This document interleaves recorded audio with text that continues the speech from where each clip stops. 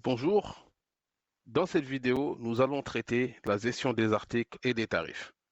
Cette vidéo traite donc la gestion des articles et des tarifs. Lorsque vous envoyez une facture au parent, un montant total à régler est indiqué sur la facture. Ce montant correspond à la somme des tarifs des articles, en tout cas, figurant sur la facture. À titre d'exemple, supposons que vous avez une école et que lors de l'inscription, il faut payer l'uniforme, le forfait inscription, la dernière mensualité et peut-être le forfait fourniture scolaire. Ici, donc, dans ce cas, nous avons quatre articles qui sont le forfait inscription, la dernière mensualité, l'uniforme et le pack fourniture.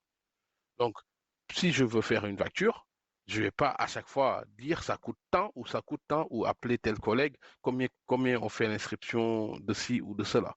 On définit les tarifs en avance et les articles en avance pour que lors de l'inscription, tout se passe de manière efficace et on ne perd pas de temps et on n'a pas d'erreur.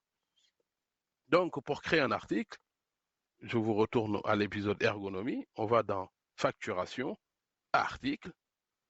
Vous voyez, nous avons plusieurs articles, mais ces articles ont été générés automatiquement par l'application pour vous faciliter la tâche en fonction des niveaux des cycles que vous avez cochés. Pour chaque niveau du cycle, on a généré un article, que sont uniformes, forfait inscription, mensualité, etc. Tout dépend des écoles, si c'est des écoles privées ou publiques.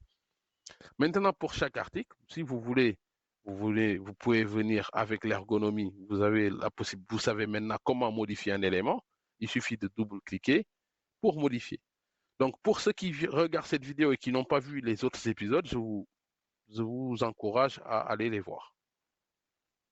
Donc, pour créer un article, donc on peut créer un article depuis là, depuis le bouton créer, comme on a vu dans la partie ergonomie. On crée l'article, on peut associer un TVA. Et la TVA, si vous ne faites pas de TVA, vous mettez TVA 0. Comme ça fait, il n'y a pas d'application de TVA. Donc, à chaque fois que vous créez un article, il va falloir aussi saisir un code article. Par exemple, si c'est uniforme, je mets l'article uniforme.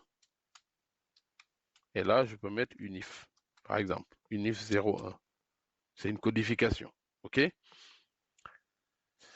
Donc, une fois que j'ai créé mon article, je peux venir définir un tarif à l'article. Vous voyez ici, j'ai défini des tarifs à mes articles. Donc, pour définir des tarifs, je vous retourne toujours au module ergonomie. Vous allez dans les actions, cliquez sur ajouter un tarif. D'accord? Et à partir de ce moment-là, vous pouvez saisir un tarif et valider.